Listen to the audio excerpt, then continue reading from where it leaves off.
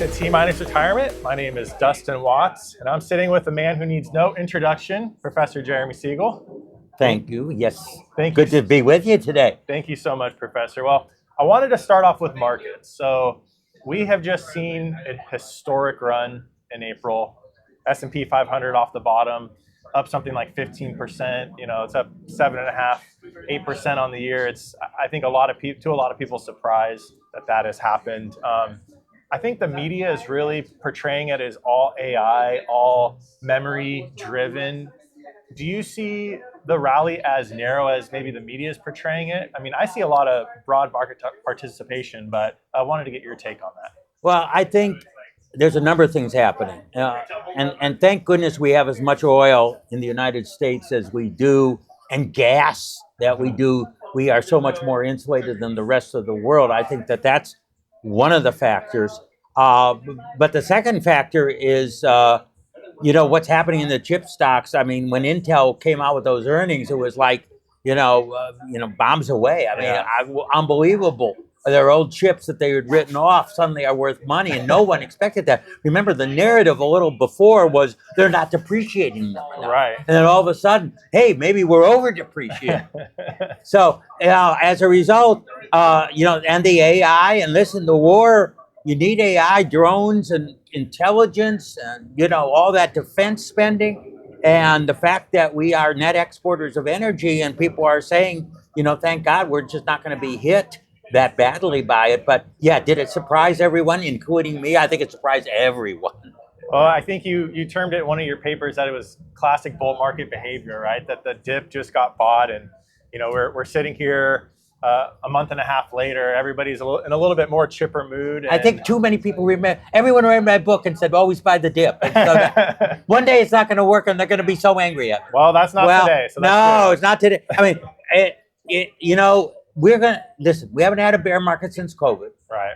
And in the future there will be one.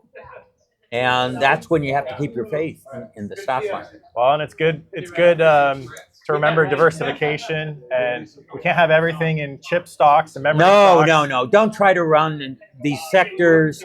I mean, they're fun to look at, but if you're a long-term planner, you just keep yourself diversified and you keep yourself in the market. When times look tough, you're going to be okay.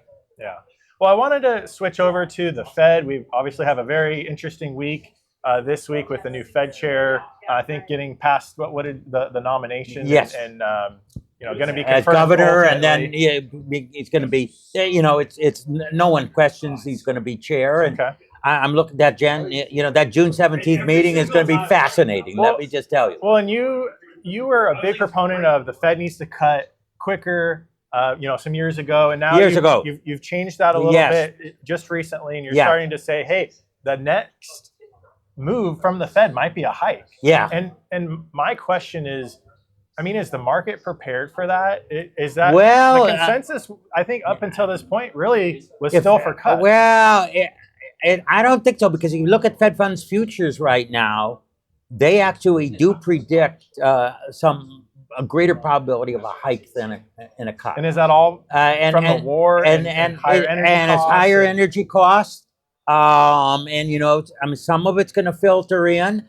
It's also that the money supply is beginning to expand a little bit more. So there's enough credit. Certainly it doesn't look like credit's too tight. Mm-hmm. All deals are getting done. Right. And so this idea, and the economy is staying so strong. Look what's going on with the labor market. We see, jobless claims, 3 weeks ago, we're at 50-year lows. Yeah. I mean, that's absolutely incredible. And look at the last labor market report, blew the socks off of everyone. So that we're not seeing any sort of softness, despite what's going on in Iran, and despite, the consumer sentiment indexes, which are, so dire.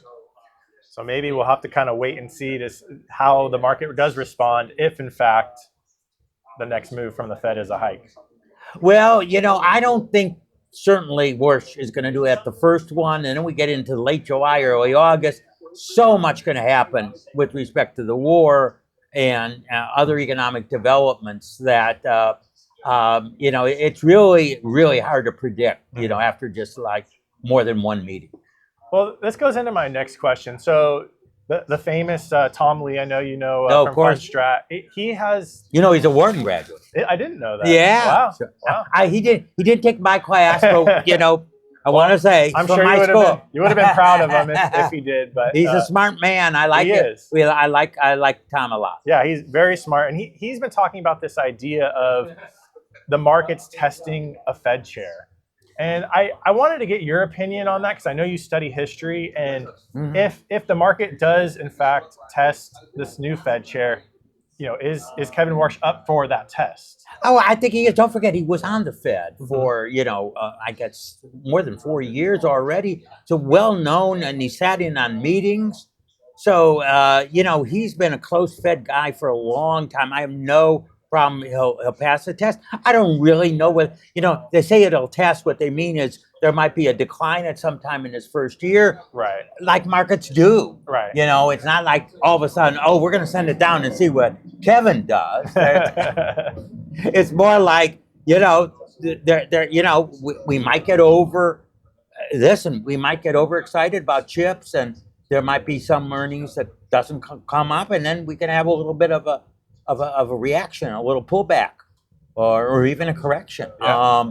Those are part of market behavior. Well, and I think Tom Lee is talking about seeing some type of what feels like a bear market into the second half, and then ultimately resolving higher into the end of the year. So time will tell if that is the case. Well, the bear market would be a big thing because that's 20%. Yeah.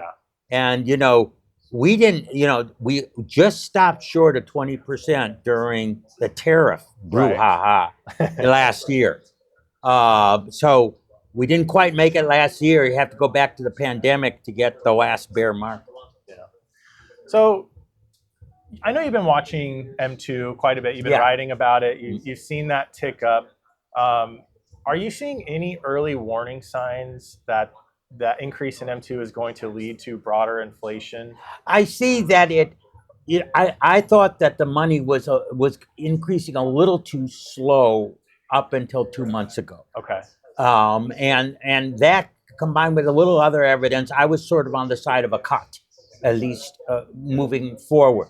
Now that I see money going a little bit faster, and I actually see some of the inflation data, I now don't think a cut would be really called for unless we really see some weakness in the labor market. And as I just said, we see tremendous strength in the labor market. That certainly with respect to jobless claims and the payroll data, and even between the payroll data, we get that ADP weekly data, which has also been strong. We just don't see any layoffs. So it's a little bit of a wait and see kind of environment. It really always is, honestly. Yeah. We try to predict the future, but the events happen as they do.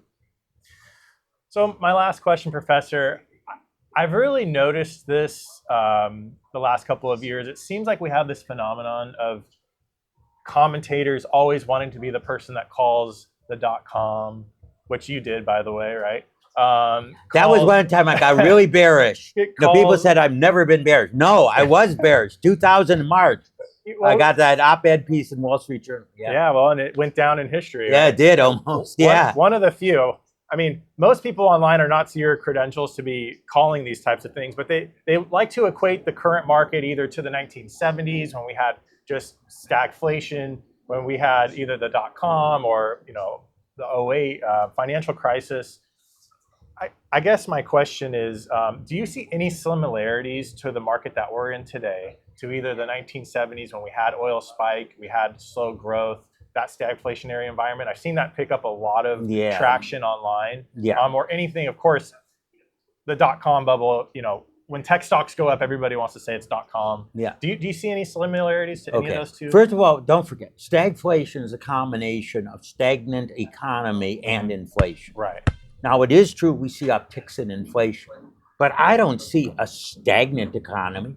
I mean, GDP increasing to 2.5% as projected, and some places are projecting 3% in this second quarter. That's not stagnation. Stagnation is we are barely going, and you have inflation. That's what we had in the 70s. Right. We had rapid inflation with virtually no real growth. Now, I'm not saying real growth is gangbusters now, but it is certainly not stagnant. Okay. So, You know, to call it stagflation, you need both parts, and we don't have that first part characterizing today's economy. Okay. As far as the dot-com boom, I mean, as I've said, that was absolutely, you know, miles crazier than anything that's going on now. PE ratios 2 to 3 times higher than now for companies not as well established as we have now. And people don't remember interest rates higher than, more competition than what we have today, even with a slightly rising interest. The interest rate situation was much more severe then. So, I mean, I'm not saying that we couldn't get there. But we're not there yet. You know, anything can happen, but we're absolutely not there yet. Well, I think that settles it then.